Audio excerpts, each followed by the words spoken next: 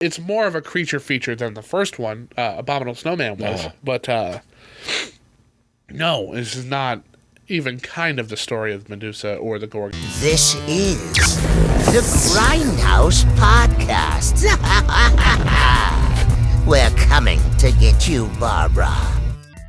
Welcome back to the Grindhouse Podcast.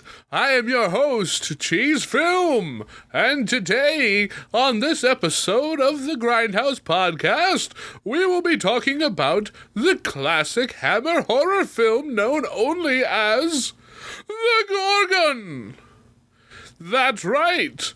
I and a fellow man we'll be talking about a movie from 1964.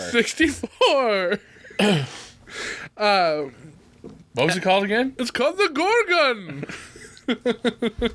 And joined with us today is Mr. Randy Official. He will be manning the cameras. Hello. As usual, doing a fantastic job, as he always does. Today we're talking about a British horror movie about a Greek mythological creature that for some reason has invaded Germany. Is this where that takes place? Because there's a lot of... Oh, yeah. I think it is some in that area, because that helmet that guy... Yeah, and a lot of the words in the background are German. Oh, I didn't even look at that. Very German.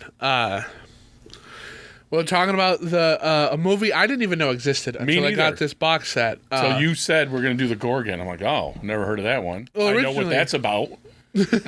Originally, I was going to do either like The Mummy or The Curse of Frankenstein. Uh-huh. But I was like, well, no, nobody, I have not even heard of this one. So why don't we do that one? Why don't we do the one that I can guarantee 90% of anybody watching viewers has not even heard of? Yeah. Starring Peter Cushing, Christopher Lee, Patrick Thorett. Oh, I got people's names Thorborough. here. Richard Pasco, Barbara Shelley, and Michael Goodcliff. You didn't get Patrick? No, who's Patrick? Who's he? He's a big deal. Let me pull up. Pasco? You sure it's not Pasco? No, it's... All right, it's directed by Terence Fisher, Hammer horror stalwart and Grindhouse podcast alumni. Also podcast alumni are Peter Cushing and Christopher Lee. Yep. Terence Fisher also directed Dracula, or whatever Thornton. they called it here. Patrick Thornton.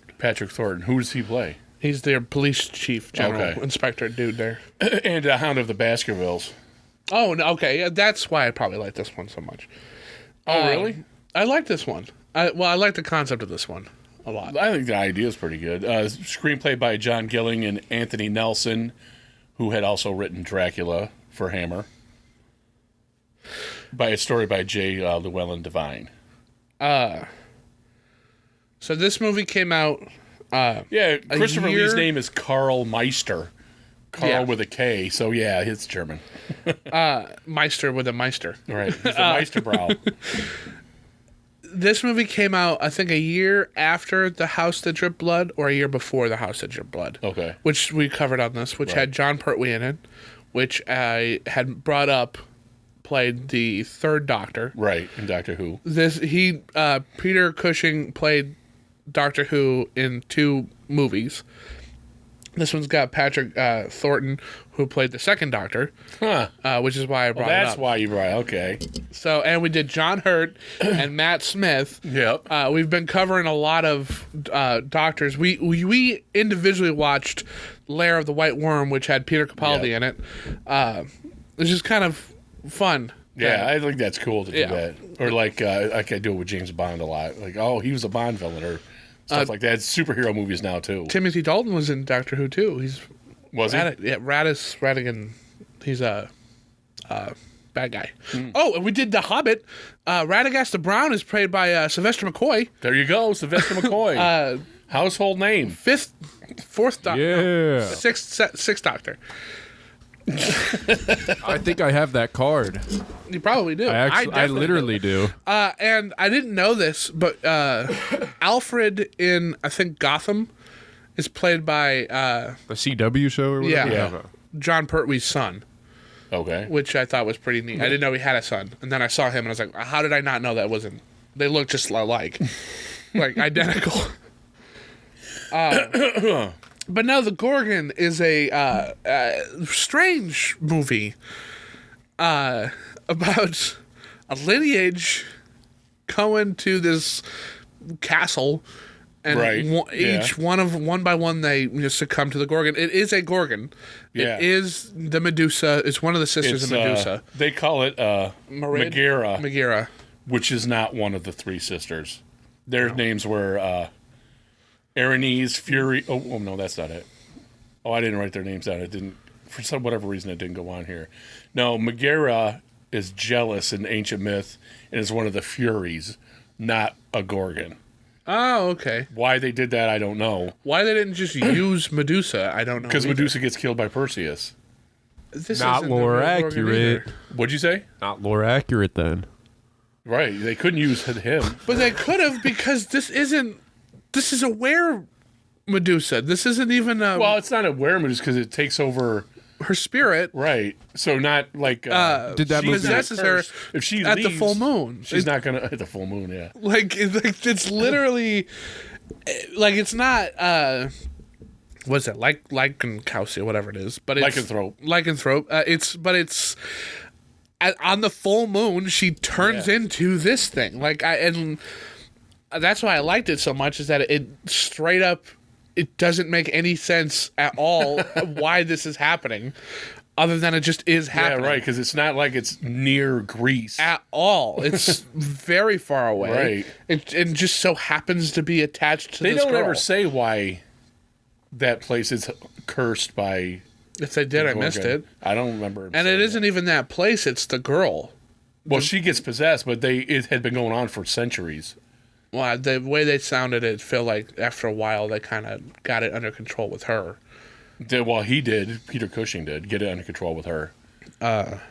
Also had the facial hair that I wanted for my wedding that I was told I couldn't have. And when I pointed it out to Courtney, she's like, "Yeah, that looks stupid."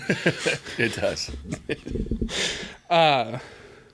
But no, I thought this was a fun little kind of werewolf thrillery kind of movie. Yeah, it's like it has a mystery element to it. It does. And I think they fail in it. You don't think they... the mystery isn't good enough for me. Well, for kind whatever. of mystery is blatant to the audience around the same time Christopher Lee shows up. Because I was worried... Definitely, yeah. That, by then, yeah. When you see him... Right when whatever that guy's name is leaves to this place. Right. And he's still in the college. Paul Heights. Yeah, when Paul leaves, I thought, oh, that's all we're going to get? We got this whole movie and that's it? That's his whole role? I started thinking that too. I'm like, wow, he's not showing up yet? And he comes was just there that one part? He's a professor guy too. Yeah. And then we got a doctor who is played by Peter Cushing, who's the bad guy in this, in a police state. Right, and he's like, he's not really a bad guy because he's trying to protect, what's her name?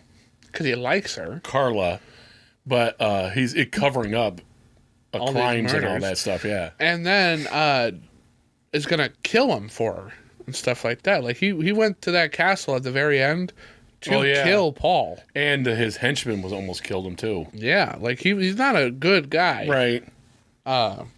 But the Gorgon is the villain, I think. I don't even think she is, I think, because she's not doing anything. She's just there. People are going to her. Yeah, but she wants to kill them. It's just her nature.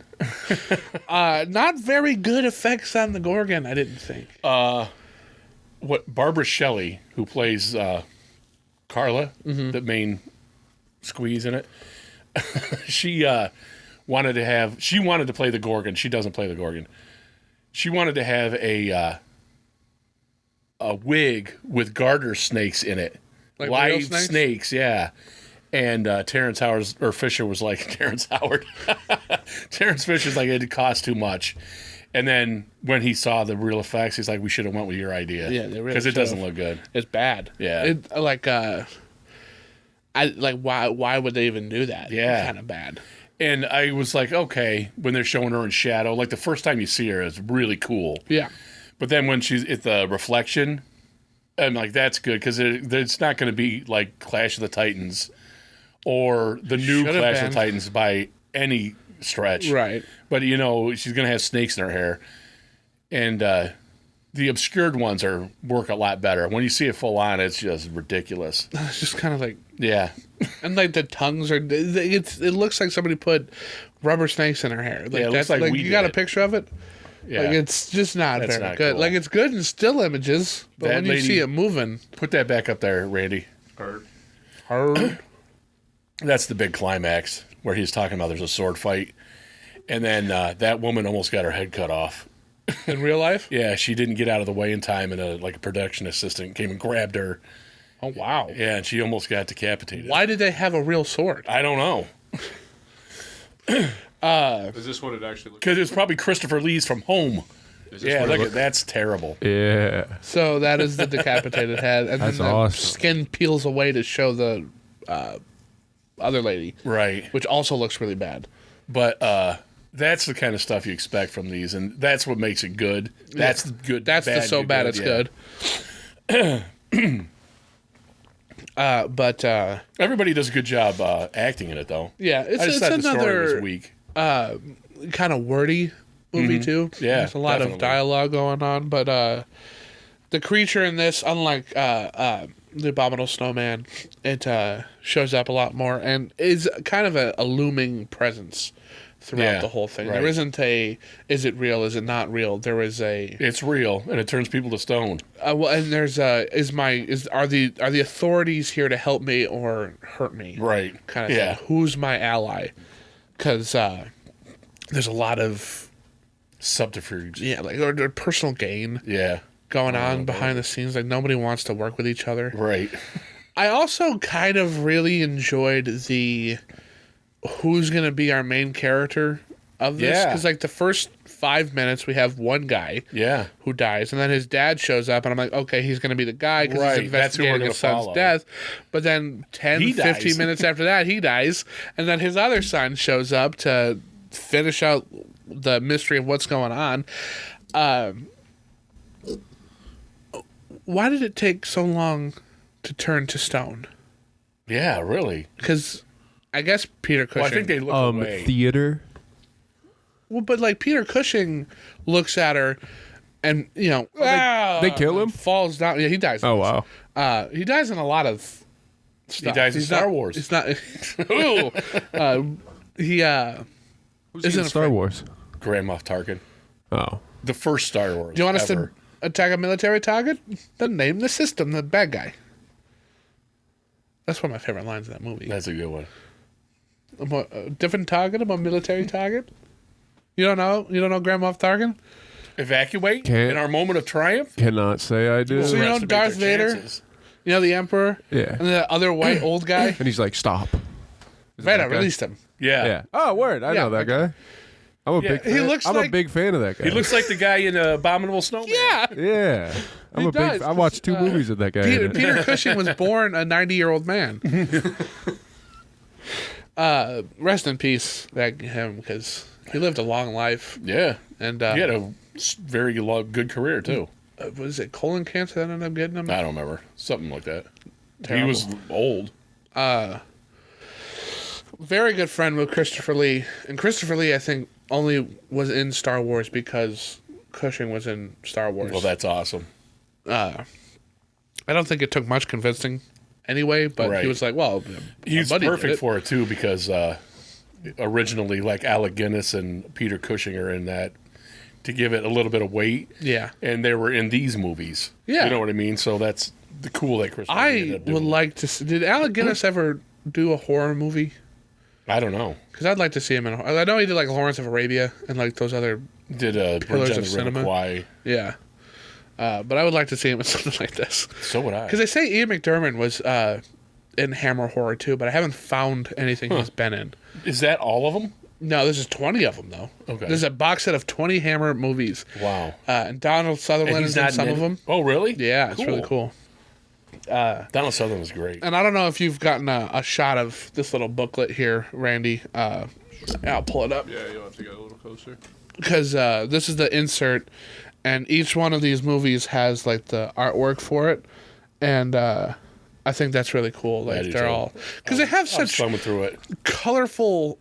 They do posters with the people like screaming and like it's really cool. They show the monster lots of times too. Unfortunately, there's some cards that look like that I kind of want to get. Yeah, that's that cool. And the old like Mars Attack card, like the original one. Mars Attack. The old ones. No, like there's even the magic 80s cards ones like that. are hard to get. They look like the 50s ones too.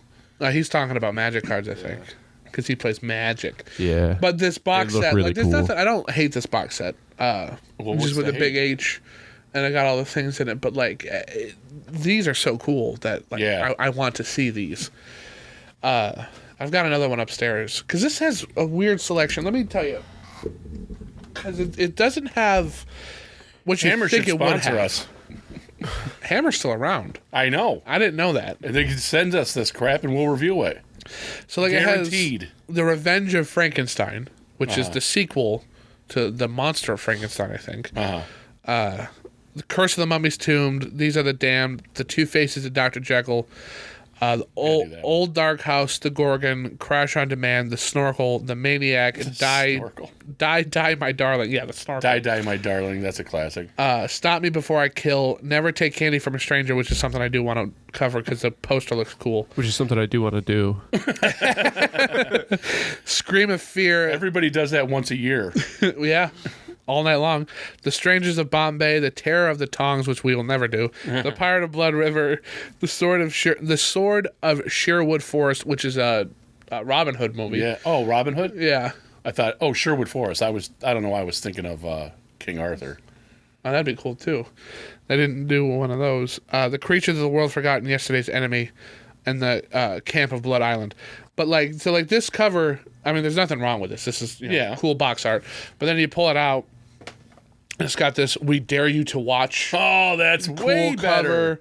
Cover. It says the cold, clammy fear, the white hot terror, the blood curdling horror, the shock and suspense.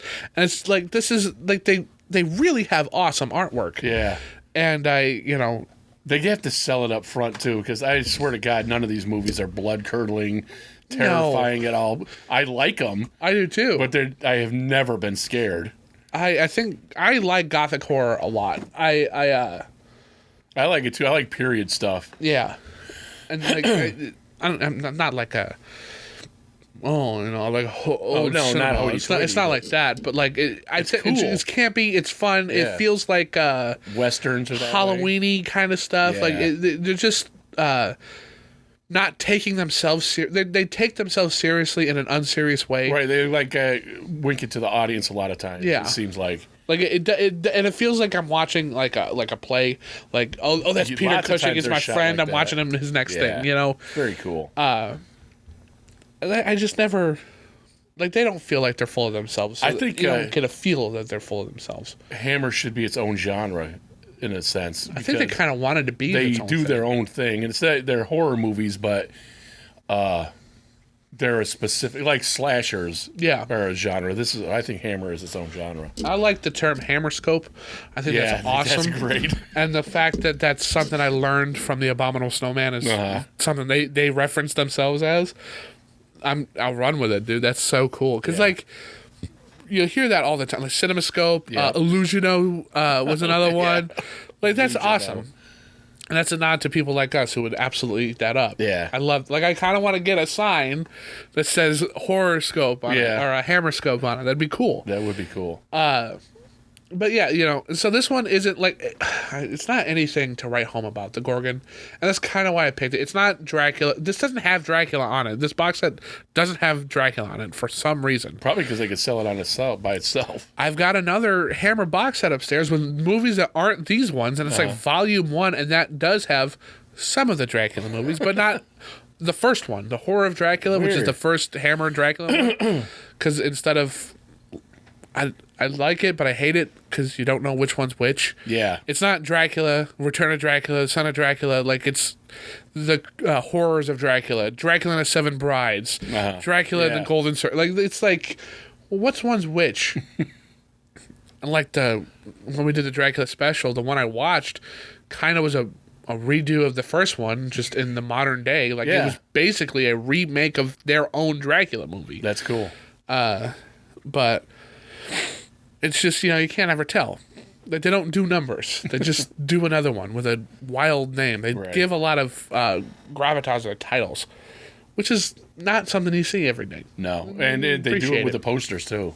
Yeah, they do. It goes along. That's their thing. Each thing it's a thing. Like, it's not. They don't treat it like a sequel. Right. It's another story to be told. Yep. And I think that's why they have stuck around, even though, like, I could not tell you if any of these are popular amongst anybody who isn't people like us. Right. I would have to say they're not. Well, even like sideshows Halloween time. Yeah. That would be it. That would be it. Yeah. It's like, do you watch Rudolph the Red-Nosed Reindeer in July? No. No. But you do watch it in Christmas time. And that's a good thing to put it as, because if they're not us, if they're not people like us who have that Appreciation. I want to watch the old horror stuff, they could get just left behind. Yeah, totally. Because they're not scary. No. The stuff that we appreciate about these are why we watch them. And people watch horror movies to be scared. Yeah, and these are not scary. No. They're fun little. Hang on. A lot of time mysteries. Ironically. Hello? At Benji's house? Okay. Well, we'll be wrapping it up pretty soon here, honey. I'll be there shortly. Or Polly's home. I can call him.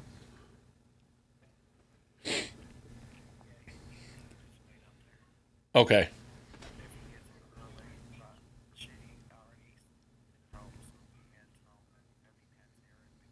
Okay. I'll tell him. Love you too. Bye-bye.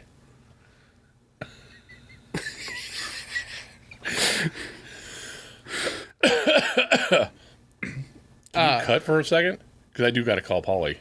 Well, we'll just keep it rolling, and I'll Okay. cut it. I'll, like, when I have to go to the bathroom and do that stuff. I'll put this on the Patreon. With the other stuff.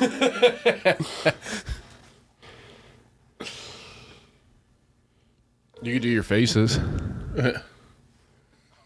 Hey, you got to go pick up your mother. At that place. Yeah, right now. How'd that look? Do me too while I'm on the phone. No, I'm at Benji's house. That's why you got to go.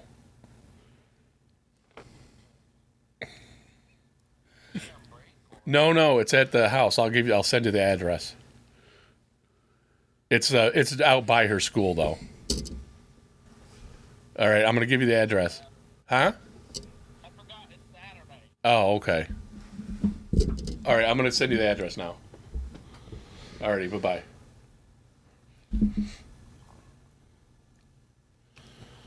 Didn't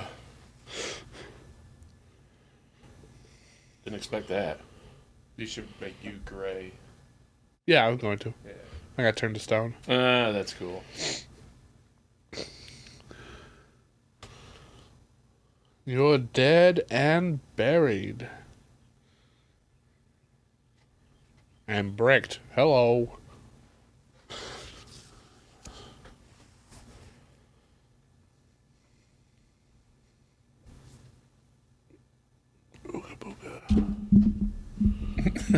You ready?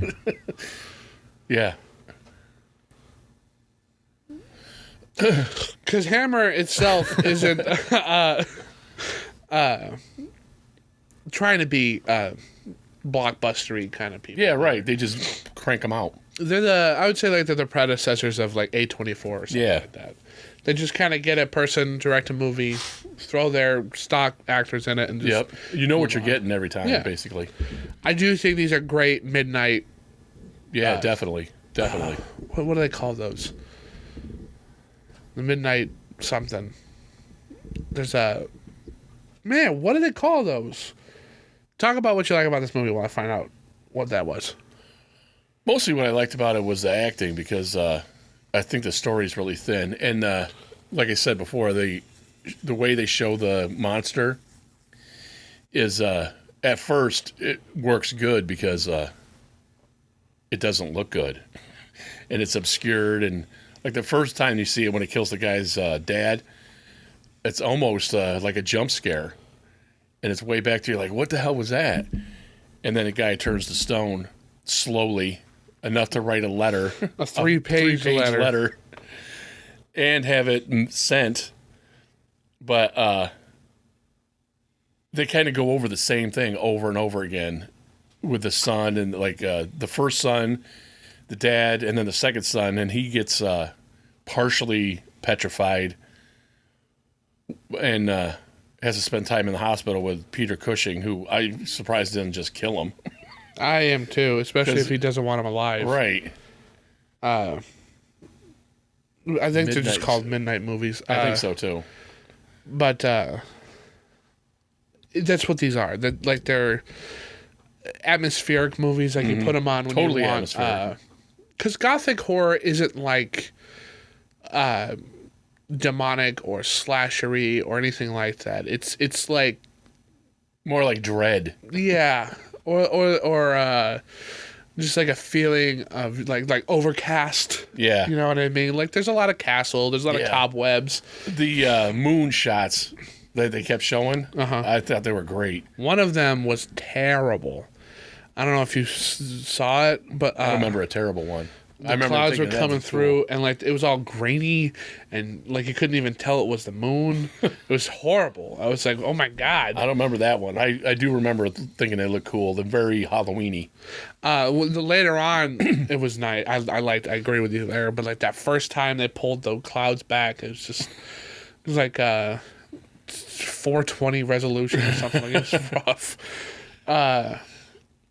But you're right. Like it's very Halloweeny. It fits a atmosphere of like spooky skeletons kind of stuff. Like, yeah.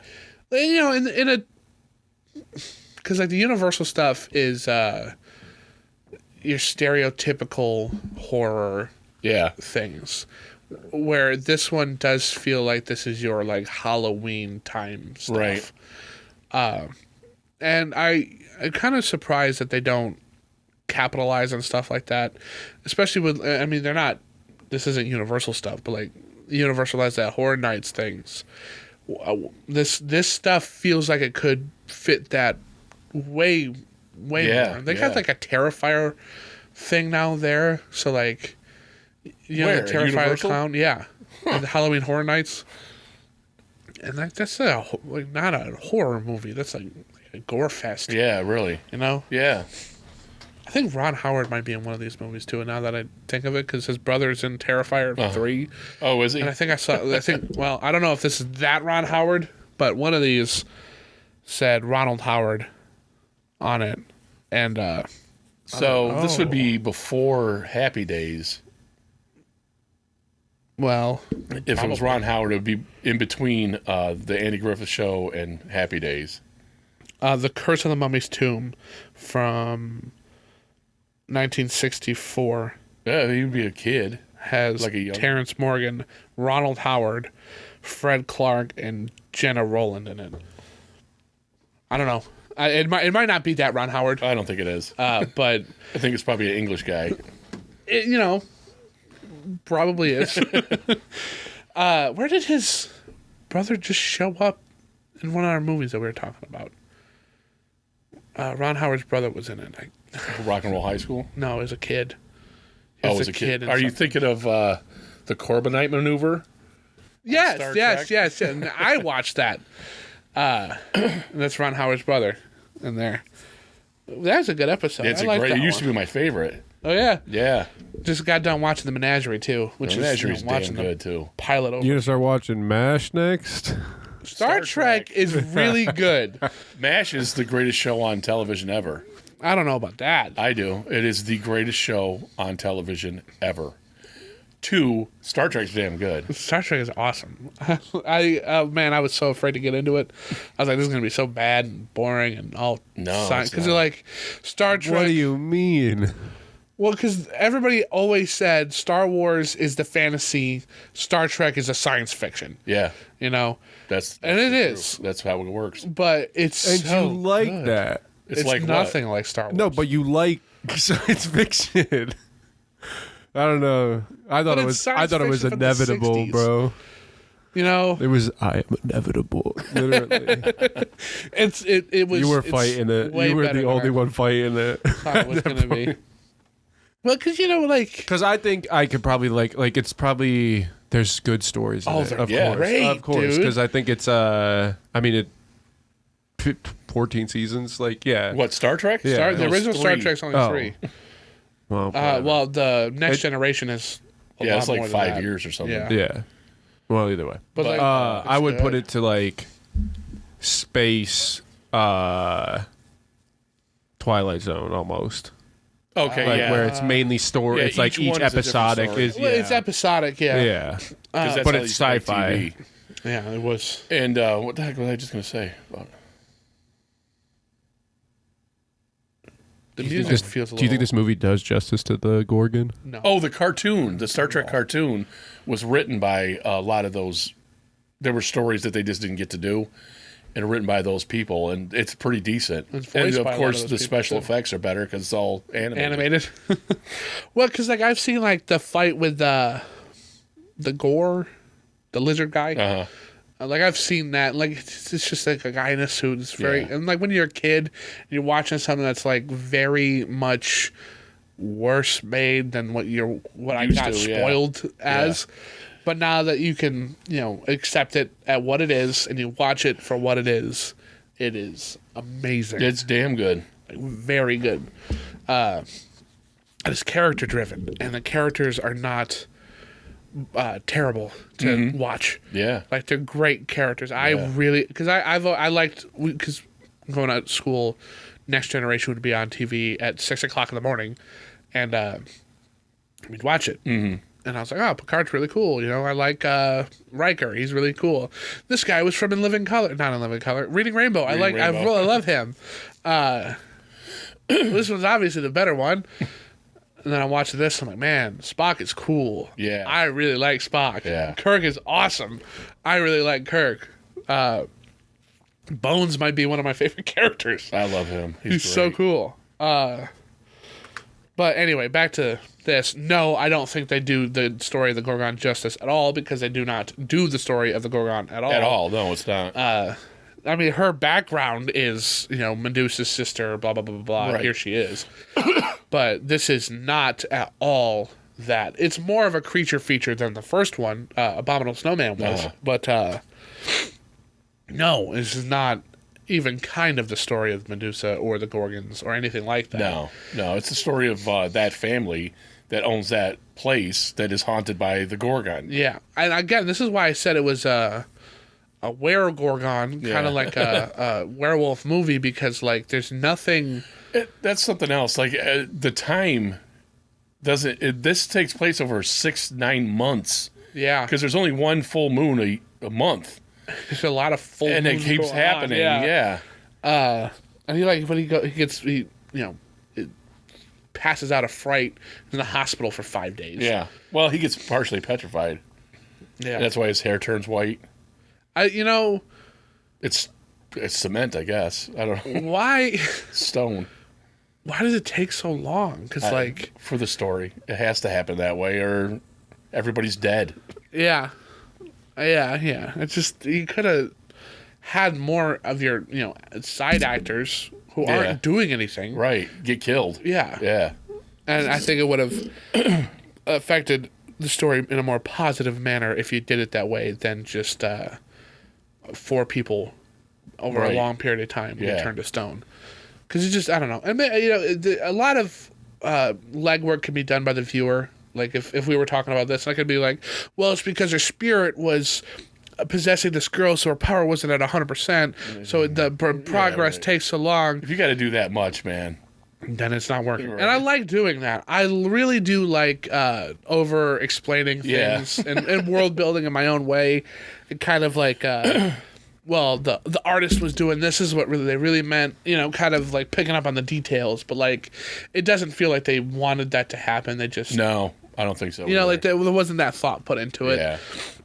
So you doing that would be you doing that. Right. Because they So did you might as well think your own story up and think it. remake There it. you go. No, you didn't have to remake it. Just think it. I was going to think it, yeah. And I was thinking, like, this is a cool... The reason why I liked it was because it's a cool concept. The Were Medusa, I think, is an interesting idea because it's never been done.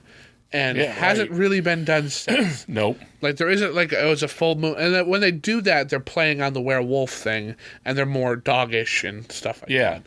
But I think this is such a cool idea to do with these other kind of mythological things because there's no room in the modern era for, like, a Cyclops to be your villain. Right. But, like... The full moon happens and now it's a Cyclops. Yeah. Just don't. This one suffers from being more of a mystery about it than and I think the mystery suffers too. Yeah. Because it's thin. Yeah.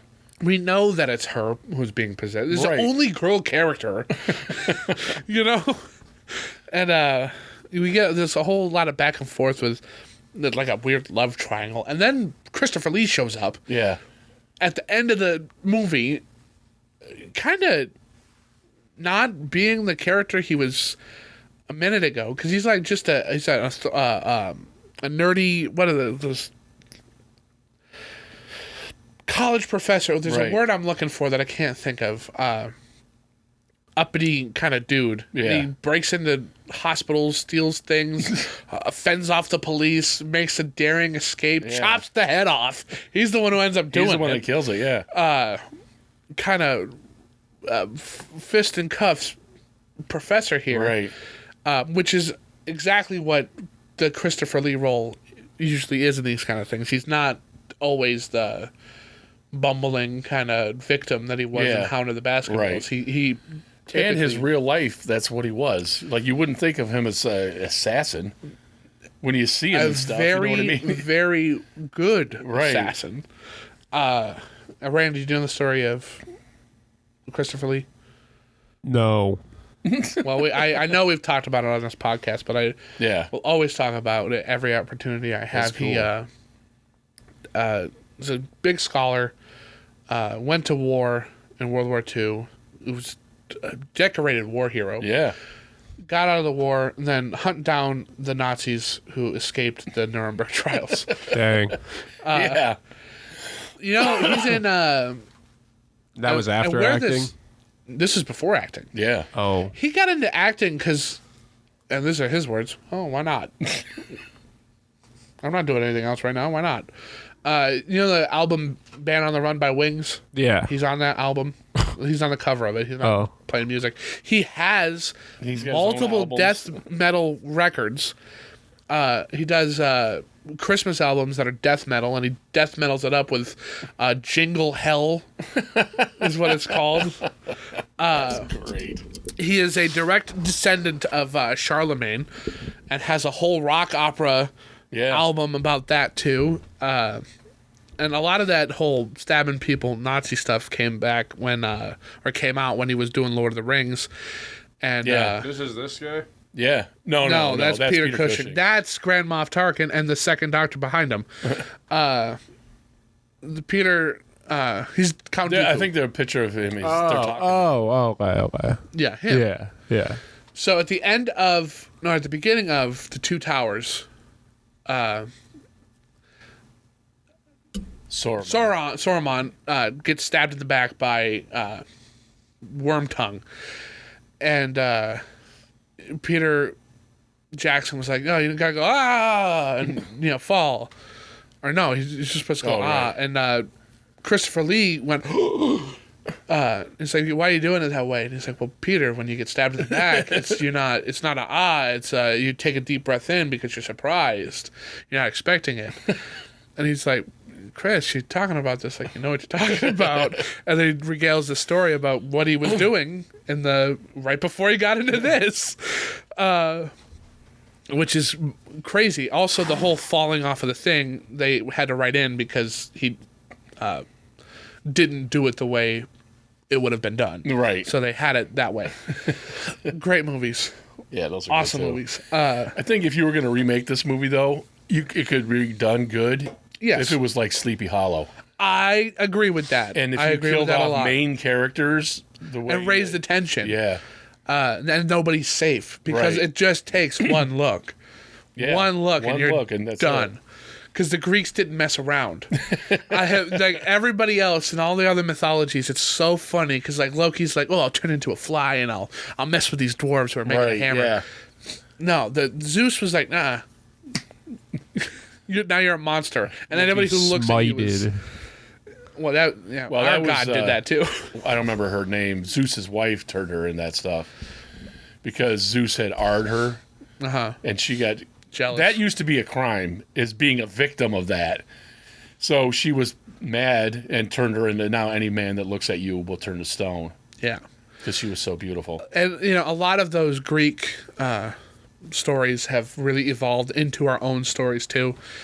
The hero journey. Yeah, all of that. Have you watched The Return? It's The Return. It's about Odysseus.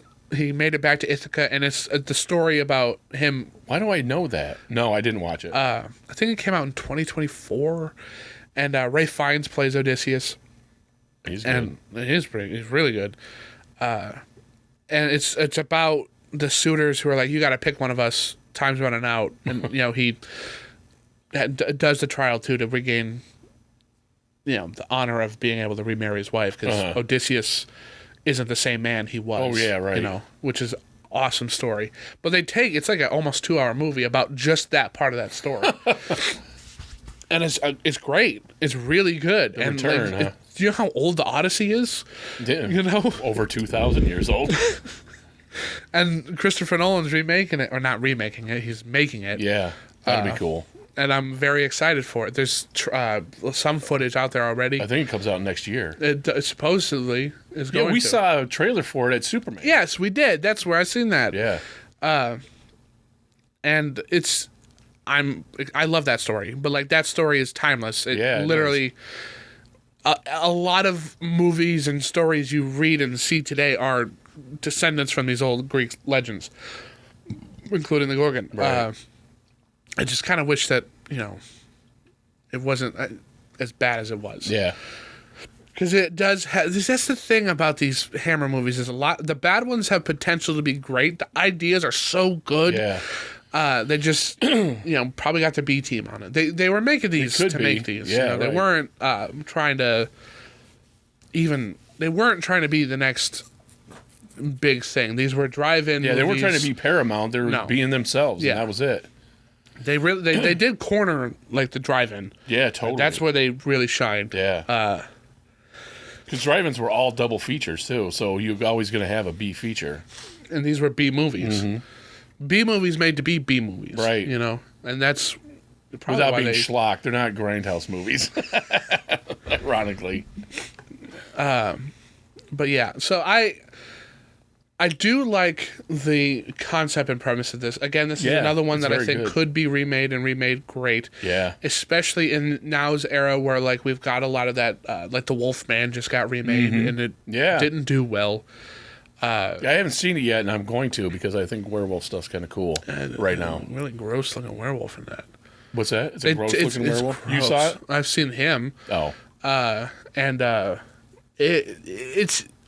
I'm glad they did it because it's not just another remake. Right. Remake. It's the same guy that did the Invisible Man. Yeah, and they make it as a disease, not as a curse or anything like that. So like his body starts like withering in ways, and his hair starts falling out, and he looks disgusting.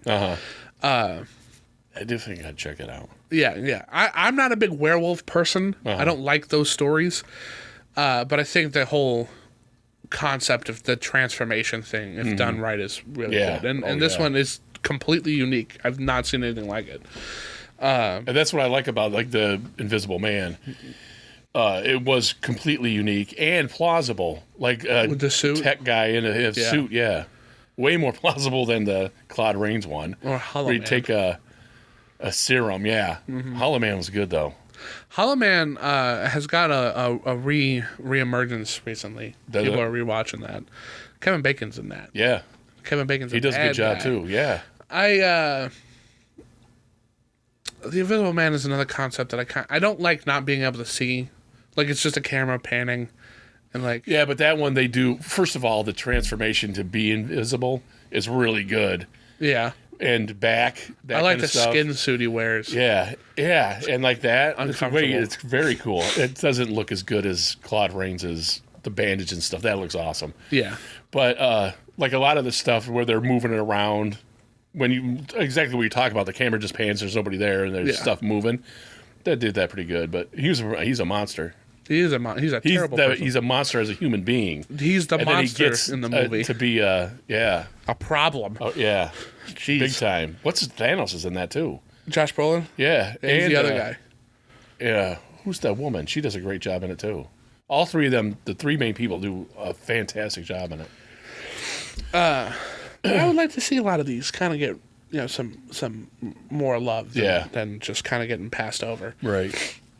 Because a lot of big names, like I said earlier, like Donald Sutherland's in some of these, and what's that other guy's name? Who's in the House of Long Shadows? Big horror guy. He's in a lot of these too. Man, I can't think of his such name. a killer. I can't think of that guy's name.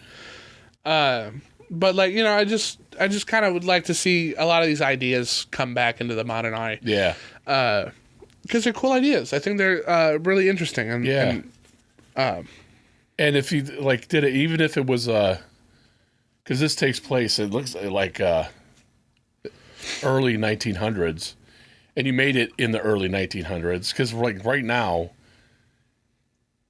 doing what we were talking about was Sleepy Hollow. If you did it that way, setting it back in that time, it would work really well. Yeah, and even let Tim Burton do it. He can make a good gothic horror. Stuff good. Even though I'm not the world's biggest fan of Beetlejuice and stuff like that, I still don't think. Yeah, but like Batman was gothic, basically. Gotham is a gothic place. Is gothic. I just mean his most recent movie I wasn't the biggest fan of. What is that? Beetlejuice. Oh, right. I still haven't seen that. I watched these old stuff. That's good. And if you liked the first Beetlejuice, I think you'll think this one's fine. Yeah. But if you didn't like the first Beetlejuice, like I didn't like the first Beetlejuice, you're probably not going to like this one either. It's not going to make any new fans. No. And I don't hate Beetlejuice either because of like anything other than the fact that I just couldn't get into it. I liked mostly the jokes that Michael Keaton was doing. Michael Keaton's. Alec Baldwin's in that movie. What's that? Alec Baldwin's in that Alec movie. Baldwin. And Alec Baldwin doesn't look like Alec Baldwin in that movie. He's so young. Yeah, he is So young. full of life. There's a dead guy. Anyway, but yeah, I like that. It's unfortunate that this podcast episode has kind of been about other things. Mm-hmm. But like this, it was just kind of okay. If you're into Hammer movies, you should definitely check it out. Yeah. And you hadn't seen I mean, it like yet. how I did it. Like I watched this Right. with Courtney. We had dinner and we're watching this movie and we're just kind of having fun with it. Right. That's Poking what I fun would at do. it. If it was on TV or something, I found out it was a Hammer movie, I would just watch it. Yeah. Just to watch it. Just to see pop it in. their thing. Like that's how I kind of got introduced to it. Like you had a Dracula movie. I was like, Yeah. watch that. And We had the first one there. yeah, it was good. I enjoyed it. But anyway, Randy, have we sold you on this one? No. And I watched the trailer, and that also didn't sell me. Yeah, it was a so-so kind of experience. But that's kind of all I had to say about this one. We'll wrap Yeah, this. if you one. like horror, that kind of thing with the Hammer style and period pieces, you could check it out. Is But Hammer just the company? yeah, it's a production Okay. company. Okay. and they make basically public domain. Yeah, right. Like they're not creating original things. It's just like, oh well, Frankenstein's in the public domain. The Mummy. The Mummy, Robin Hood. Yeah. I'm surprised they We didn't need do a character. the horror of Zorro. Yeah, right. What did you say? So we need a character. Yeah. And then just... And a lot of it, I don't know how accurate it is to any of the source stuff because it's just kind of like I haven't seen. I know some of them just straight up. Well, aren't. this one isn't because it's not her name. The But horror of Dracula isn't either. right. I haven't seen the Frankenstein one. And I don't haven't think- seen the Mummy one, and I really do want to see the Frankenstein one. The Frankenstein ones are like Frankenstein is more about Frankenstein is the doctor, not the monster. Right. And they're more like that. The Frankenstein is the main guy. and then has a monster that goes and kills things. Well, and the monster is Christopher Lee. Right, yeah. And he looks pretty good, too. But like again, like that, you give him the non-speaking in the makeup role. He is not the guy who I know yet. He's right. Up and coming. That new Frankenstein, Guillermo del Toro's one, will be coming out pretty soon, too. Yeah, Guillermo del Toro's Cabinet of Curiosities. That's damn I'm good. going to be watching soon. You didn't see it? No, I've kind of. I watched it right when it came out. Well, I didn't have Netflix for a while either. Oh. And if you have Netflix, check out Guillermo del Toro's Cabinet of Curiosities. The first one is great. Good. And some of them are okay, and then some are just awesome. We watched that Wrong Number documentary last night. Don't know what that is. Heard of it? No. Is it good? Sarah and Ma said we should watch it. Wrong Number? Yeah. Documentary? The mom bullies her like daughter. Oh, yeah, I saw spoiler alert. They kind of... Well, it was news. It was news. Well, You must have said I saw documentary. this Lifetime movie 2 years ago. Yeah, I thought I heard about it a while ago too. So the documentary shapes it as a mystery of who's doing this. Right. The entire time. Yeah. They don't Yeah. allude to anybody. You know, I just happen to know who it was. So I say spoiler alert because the mom is in it from the very beginning. Yeah. Acting like she doesn't know who's doing this. Right. That mom is nuts. So that's why I could She say kind of it comes across like she's the victim of something. she claims to be the victim of stuff. Yeah, it's just When she went to court, like the whole reason why she did all this is because she has she tried to unsolved Menendez trauma and all this other stuff. And like when she was a kid, she went through all this stuff, so she wanted to control how her kid would, be when she was an adult in the absolute worst way you possibly could have done it. Right. Period. There is no sympathy in my heart for this woman. No, she's a nut job. Like, I don't know if you've seen the stuff that she was saying, but it was very I watched graphic, a lot of that stuff. Sexual stuff about a kid. And also die. You should kill yourself. Kill yourself. Like yeah, to your own daughter. And her daughter, as of the movie. Play sympathy for the devil at the end of it. I didn't Like, who did it? No, they didn't. Okay. That'd be awesome. Yeah, that'd be way too awesome. But like when it's revealed, it's like, hey, the number keeps coming back on this IP address. Whose number is this? Yeah. And they're like, oh, well, it's Lauren's mom. And it's like, well, that can't be. The call is coming from inside the house. Yeah, and then when the cops are like, hey, we got to talk about this. It's your number that keeps getting pinged for all these messages. She's like, I just don't know what I was doing. And there's no like, what? It wasn't me. Uh-huh. But she says like, well, whoever started these messages, it wasn't me. I hopped on afterwards. I don't believe you. No. I don't believe you for a second. Nope. Like, what do you mean it wasn't? They don't even resolve that. That doesn't make it any better. It wasn't her at the beginning. It was her saying all this kill yourself stuff. Exactly. It doesn't make it any better. But we finished that documentary, and then like the recommended for you was Guillermo del Toro's. Oh, that's way better. Way better. Curiosity. So I was like, oh, I gotta watch that because last night I was like, let's watch something a little bit lighthearted and like So light. you watched that one?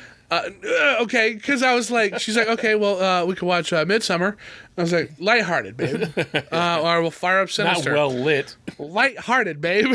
Because she said Sinister after that. She said, well, why don't we watch that? I was like, okay, I forget that Courtney watches horror movies to like relax too.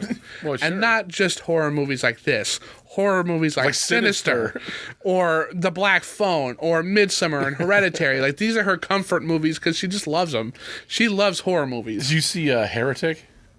No, I haven't. You got to seen that check one. that out. You got to. It's damn good. It's on HBO Max. Okay, I'll check that one. And it's not lighthearted. But it's cool. And she's like, well, let's watch Pirates of the Caribbean at World's End. I said, that's not lighthearted either. How is that not lighthearted? Because that's the Pirate movie. Yeah. The first one all you fake, can say man. is lighthearted, but this one starts with hanging a kid, and it is Skip about that part. it's about fighting the government and living life the way you want to live still, and everybody dies, and it's not lighthearted at all. It's the climax movie. Those pirate movies are all lighthearted to me. I was talking about something like Mickey Mouse or, just something fun and, it was a rough work week, so like let's watch something cutesy. Or Family whatever. Guy funniest moments. Straight up, we're like, let's watch the dark. You should have watched stuff. Sonic. You guys like those things. Sonic would have been fine. That's a good one. This is nothing happy ending. Not let's all think about how there's terrible people out there. At any given point in time, the people you trust the most can Stab you in the back. yeah. But anyway, yeah, that's what we've been watching. You watch anything interesting, you'd let us know. Because we like watching stuff. Yeah. What about you, Randy? You watch anything fun? I tried watching No Country for Old Men. That's Tried? You couldn't get into it? light. I got distracted. Dude, that one's one of the greatest movies ever made. Yeah, It really I'm is, sure. man. I love it. It's one of the ones you actually have to pay attention to, but Yeah, it is. But I can't Stop not watching Yeah. it. That's a movie I put on when I was cleaning, and I stopped cleaning. I was And I trying to do it stood like there that. the entire runtime, just standing there watching it. You know what's funny? The first time I saw The Ring, the American Ring, was we were at one of my in-laws' parties or something, and one of your brothers was very little then, so whenever that came out. Anyway, he was being fussy, so I was holding him, and the TV was on. I couldn't hear it. I was like, oh, this is that stupid Ring movie I had no interest in whatsoever. I was like, wow, I have got to see this. I watched the whole movie without any sound. Wow. And then I went back and watched it, yeah. Have you seen the Japanese version of that? No, I don't need to. It's, that first one was good enough. There's nothing wrong with it. No, well, so... Because a lot of Americanized stuff loses like The some Grudge. stuff. Yeah. Like everybody says that the Japanese one is the good one, the American one's bad. It's almost 1-to-1. Ring. Yeah, right. It's very much a very recreation of that. It's I think a little bit darker, the Japanese one, because she does have somebody watch that tape. I think it might be the husband, the boyfriend guy. Yeah, on purpose. Yeah. And you do, they do find out all this stuff, and you do see more of her. She was a schoolgirl kind of, she wasn't just a shut-in of her mom's daughter kind of thing. But the guy who made The Ring made the Pirates movie, so it's well made all around. Yeah, it is. Gore It Verbinski really is is. a cool guy. I like him. Does good stuff. Does good stuff, and people hate those 3 Pirates movies, and they're wrong, dude. They're so good. Yeah, I don't know why. After 4 on is, all right, I'm just watching it because Johnny Depp's cool. Yeah, you're watching it for Johnny Depp because he's the only one who's coming back for it. Right. But those first 3 are great. I love Great. him. I absolutely love him. And I really think the first one is a lot like Star Wars. I think that trilogy is a lot like Star Wars. It is. And the first one has a definite end. Oh, we said this out before. And then they're saying like, it. well, we got more story we could tell, and they make it a trilogy that works. Do you know that it's based on the Disneyland ride? Yeah. And the Disneyland ride, do you know what it was and how it was based on it? Well, I know you're in a boat and you go through and there's pirates doing Pirates on the animatronic pirate stuff. boat. Yo. So, yeah, it's Port Royal. They're kind of sailing through Port Royal. Uh-huh. And now they've updated it to where it's different. But the original ride, everybody's partying. And then you go down here and there's people in a jail cell whistling for the dog. And then you get out of the ride. That's it. Everything else that movie is completely original. Right. That's not based on the ride. Yeah. It's just not. And they have redone it now to where Jack Sparrow is a character that Barbossa is there looking for. And you come down, and here's a giant ship with Barbossa up here. It's thunder, wind everywhere. It's awesome. And he's like, we got to find Jack Sparrow. And they put Jack Sparrow in the ride. He's a completely original character. Yeah, that's cool. And they've updated the ride to match the movie, which is That's a good cool. idea. Yeah. The whole Dead Men Tell No Tales thing. This ride was made in the late 60s, 70s. Yeah. It feels like that. But that's where that comes from. It's like Dead Men Tell No Tales, but I see a lot of dead men telling a whole bunch of tales. It's really Yeah, funny. I like that too about that. All those tropes are in it. Everything. They just threw all of them in there. I think it's cool as hell. And it all stuck. I really like Yeah, it. me too. And man, what's his name? Davy Jones looks good. Well, I just rewatched Dead Man's Chest like a couple days ago. Awesome. The guy that does it, he does a great job, yeah. Oh, do you feel Barbosa's my favorite character in all of them, but he's second. And Jack Sparrow's great, too. Tell me. But Barbosa's just great. And I love when he's calling Calypso. Mm-hmm. And I don't remember what he said. I haven't seen it in a long time. But he's like, all of these people that do this, and me. But, he's just cool as hell. I like when they go to the court, the pirates' court. Yeah. And like he's talking to, I think, Will or Elizabeth. And he's talking about how, the original 9 pirate lords imprisoned her in this body. And they would only become, they had these coins. Pieces of 8. And there's the 9 pieces of 8. It's a whole thing. And everybody's putting in their trinkets. And it's just like a bunch of junk. Yeah. And he's like, well, this isn't coins. There's nothing cool about this. And he's like, well, yeah, you wanted to be called the 9 pieces of whatever you had at the time. Like, it was all just optics. Yeah. And even that, like, it's like Jax has been on his head the whole time. The eyeball that, what's his name had. Like, I think that's really cool that this entire time we've been watching this stuff, just little details are now important over here. I think that's cool. I think it's also cool in the first one where he's having a sword fight Jack is having a sword fight with Barbosa, and he gets stabbed, and he's like, "Wow, that's interesting," because he had stolen one of the things. Man, that was clever. And I always want because Jack never got to the island. He never got to see the gold. He never got to get cursed. That was the first time he touched it. It was. And there's a point where he's talking to Will, and he says, you should do this when the opportunity is best. He's talking to Barbosa, and he looks at Will, and he says, when it's the best opportunity to do it. And then he's dropping these coins, and then the last one just kind of disappears from his hand. So we know he took one. Right. The whole sword fight happens. And I love the way that ends, where he cuts his hand, throws it at Will. Will cuts his hand, and they beat the bad guys. So cool. Awesome. Yeah. Awesome stuff. They're great. Perfectly executed. But anyway, watch The Gorgon. Tell me what you think. If you're a Hammer fan, watch The Gorgon. Definitely. Absolutely. You haven't seen it? But I've been Cheese Film. And I'm Hecubus. Radio visual. You didn't put the picture up. It wasn't cued. And this has been the Grindhouse Podcast, the one and only most powerful podcast with the name Grind and House in it. So come watch us. Cheese Film. Out.